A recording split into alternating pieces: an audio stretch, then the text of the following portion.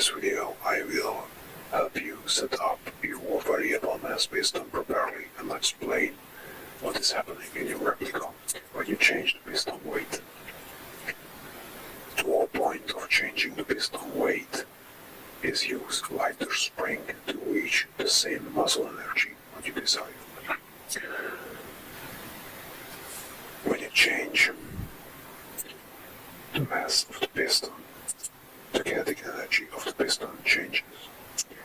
Your spring has a potential energy when you prime it, and that potential energy turns into kinetic energy as it accelerates your piston.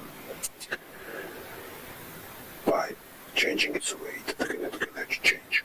That kinetic energy and the movement of the piston compresses the air in the cylinder and moves it through the nozzle, through the chamber assembly, and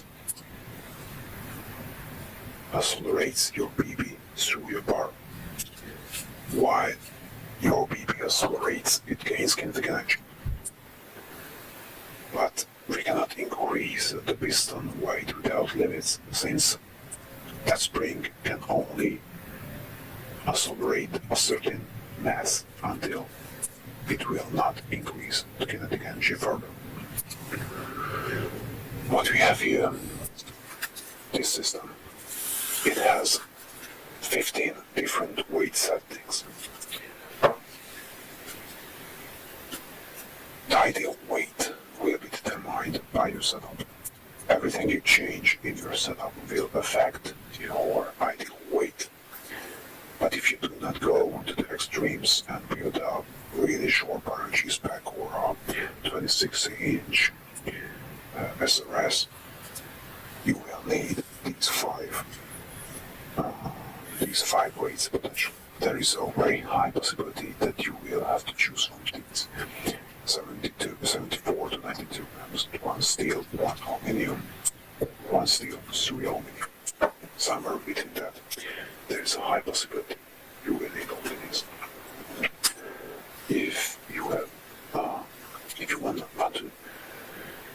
save a little money and you don't want to adjust the piston weight, you only want a heavier piston, you can get this something, this small body made of steel Silverback. That steel body is 55 grams. With this piston head and with this steel hand, which you can install from your stock piston, even the piston head, or you can install this mouse ward 2.0 piston head on that piston body. You will have 78 or 79 gram piston, and it will be almost the best for your system. I can guarantee that.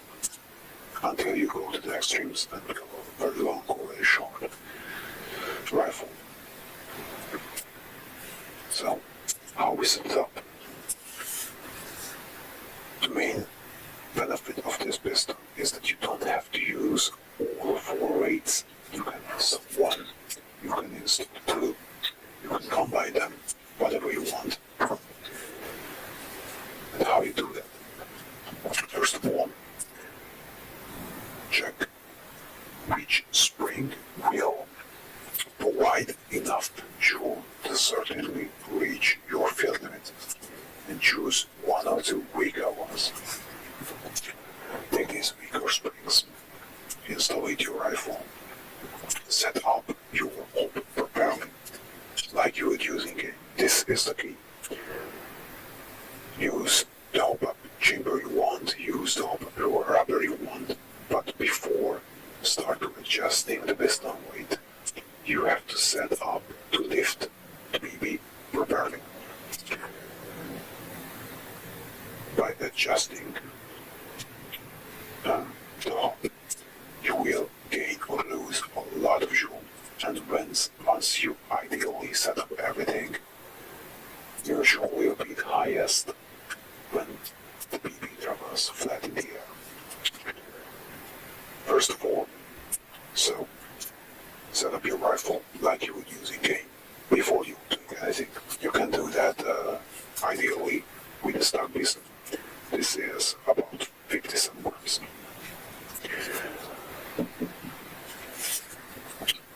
The body without weight is 41, so you can add 2 aluminum and you have the same weight as the side piston, just a counter. You can start adding more weight until you find where your system peaks. If you are not that great at visualizing numbers, I suggest to download the spreadsheet from the Silverback Airsoft website, and you can type in all data you get while testing, and it will show exactly how your muscle energy increases and decreases as you add more and more weight, and it will show you the sweet spot. Now comes the tricky part. Your muscle energy changed. That means your PP velocity changed.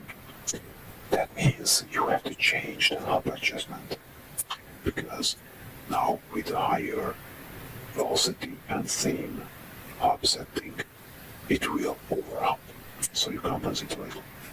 Then you chromo it again, and do it until you find a stable point, which is close to your desired joules. If it is over, that's a bit more complicated, because eventually you have to cut a coil from the spring. That's not ideal. That's why you choose a weaker spring. And after you choose the weaker spring and max it out, and you still need 0.2, 0.3 joule, you can add these rings. These rings help you compress the spring further and provide a slightly higher muscle energy. These are also made by Silverback. So once you've done this, you have a well-working setup, and you found the ideal piston weight.